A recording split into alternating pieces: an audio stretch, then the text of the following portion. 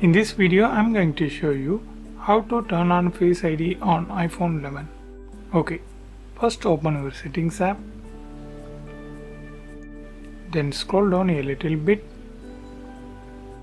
and open Face ID and passcode.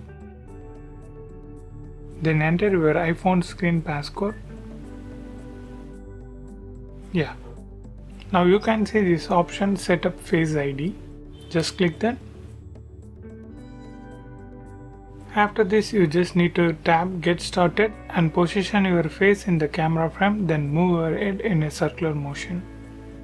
After complete your first Face ID scan, tap Continue. Then again move your head slowly to complete the circle. That's it. Now the Face ID scan process was complete. Just click Done. Yeah. If you want to add another Face ID means, just tap this and complete the process. That's it. I hope this video helps you. If it really helps means leave a like and share this video with your friends and neighbors. Thanks for watching.